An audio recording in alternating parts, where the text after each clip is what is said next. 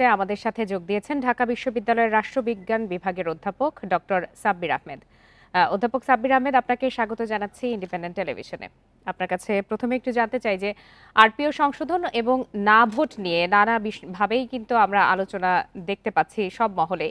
আসলে সব আসলে সার্বিকভাবে না ভোট রাখায় বাধাগুলো কোথায়? আপনাকে অসংখ্য ধন্যবাদ। আমি এ পর্যন্ত আমরা সবাই জানি যে আরপিও একটা নির্বাচন সুষ্ঠুভাবে করার ক্ষেত্রে খুবই মৌলিক ভূমিকা রাখে। সুতরাং আরপিওর সংশোধনীটা এটা সব নির্বাচনের আগেই হয়ে থাকে। আমরা জানি যে বিগত সরকারের সময় আমরা দেখেছি যে ২০০৭-৮ এ যখন আরপিওকে সংশোধন করা হয়েছিল, ওই আরপিওতে কিন্তু এই যে না ভোটের বিষয়টা ছিল। তারপরে আর্মিকে সামরিক বাহিনীকে স্ট্রাইকিং ফোর্স হিসেবে রাখার বিধান ছিল। হ্যাঁ? কিন্তু সেগুলো পরবর্তীকালে বিগত সরকার এগুলো তুলে দেয় এবং এই তুলে দেওয়ার ফলেই বিগত সরকার কিন্তু একচেটিয়াভাবে আপনার এই ভোট দখল করার একটা সুযোগ কিন্তু তৈরি হয়েছিল।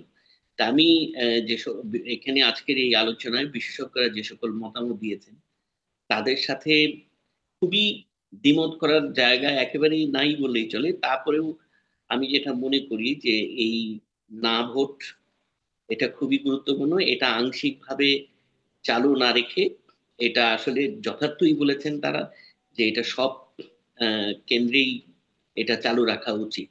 কারণ কেউ যদি ভোট কেন্দ্রে গিয়ে সে যদি মনে করে আমি কাউকেই ভোট দেব না, সেটা তার না ভোটটা এক্সারসাইজ করার অধিকার তার থাকা উচিত বলে আমি মনে করি।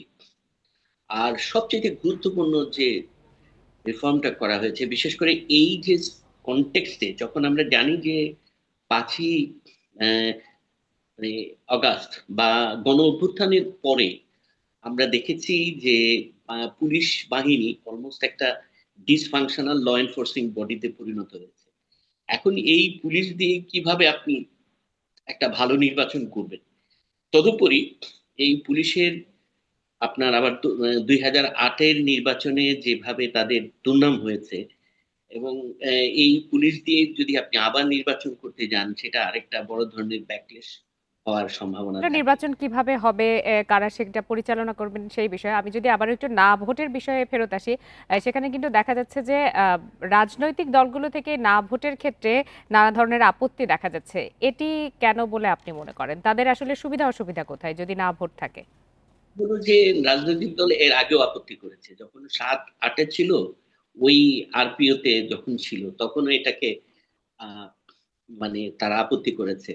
কারণ আপনি ধরুন তারা চায় যে ওয়াক ওভার দিয়ে নির্বাচনে জয়লাভ করে ফেলতে।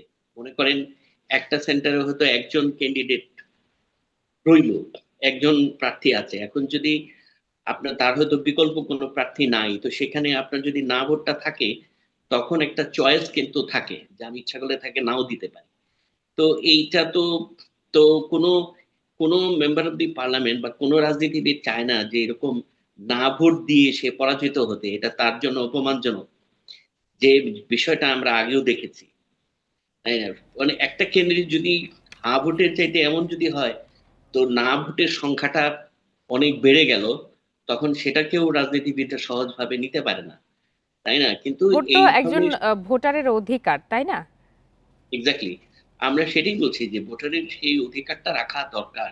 সেটা রাজনীতিবিদ কি মনে করলো সেটার চেয়ে বড় কথা হলো যে ভোটটা হচ্ছে কেবলমাত্র জনগণের অধিকার বা নাগরিকের অধিকার। সেই অধিকারটাকে আমরা মানে প্রাইম গুরুত্ব দিব। সেটার উপরে আমরা অধিকতর গুরুত্ব প্রদান করব। জি। সুতরাং যে এই যে আরপিওর যে ধরনের সংশোধনীগুলো প্রস্তাব করা হয়েছে, প্রত্যেকটা সংশোধনী আমি মনে করি গুরুত্বপূর্ণ। তবে এখানে আমি মনিরা খানের যে বক্তব্যটা দেখলাম যে একটা সংসদীয় আসনের যদি উম, একটা আসনে কত পার্সেন্ট ভোটের যদি অনিয়ম হলে পুরো আসন বাতিল হবে এই বিষয়ে উনি যে মতামতটা দিয়েছেন আমার মনে হয় সুনির্দিষ্ট এটাও ভাবে হ্যাঁ, ঘোষণাটা আসা উচিত।